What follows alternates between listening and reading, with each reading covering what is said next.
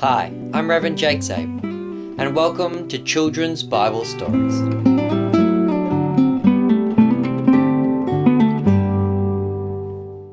Alright children, in this video we're going to be doing the second plague, the plague of frogs. So God sent Moses and Aaron to speak to Pharaoh again and said, alright Pharaoh, I'm going to give you another chance here. Let our people go worship God in the wilderness. Otherwise, God's going to send frogs. And they're going to be everywhere. They're going to be in your house and in your bed, even in your kneading bowls and your ovens. And you won't be able to cook because there'll be frogs everywhere. And Pharaoh said, I don't believe you. You can't go.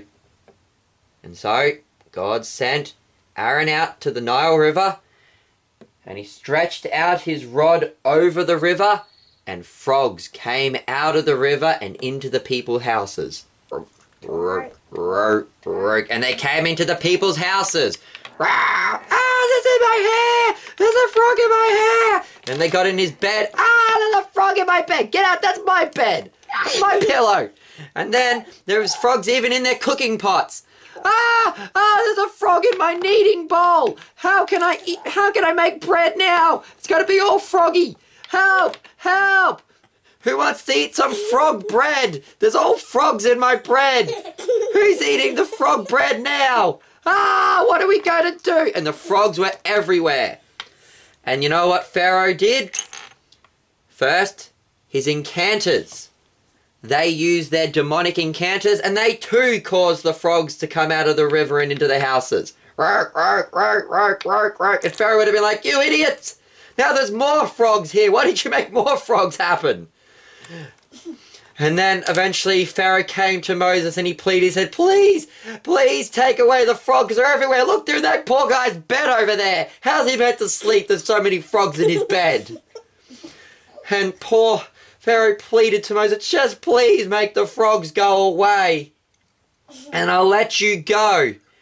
And so Pharaoh said, all right, I will plead to God and he'll take away the frogs tomorrow and then you'll let us go. And Pharaoh agreed, said, yes, yes, just take away the frogs.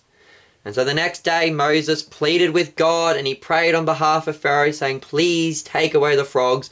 And all the frogs in the houses died. And then they had to sweep up the frogs into big heaps, and then they probably would have had to burn them to get rid of them, just because there would have been a whole bunch of dead frogs everywhere. But Pharaoh didn't let the people go. He hardened his heart, and when he saw that there was no frogs around, he thought, oh, phew, we got rid of the frogs. All right, well, Moses, frogs are gone, so you're not going anywhere. You're staying here now. And he went back on his promise to let Moses and the Hebrews go. And that then, children, is the story of the plague of frogs. And thanks to my helper, acolyte Heidenreich, for helping out with the frog plague today. I've been your host, Reverend Jake Zabel. Goodbye and God bless.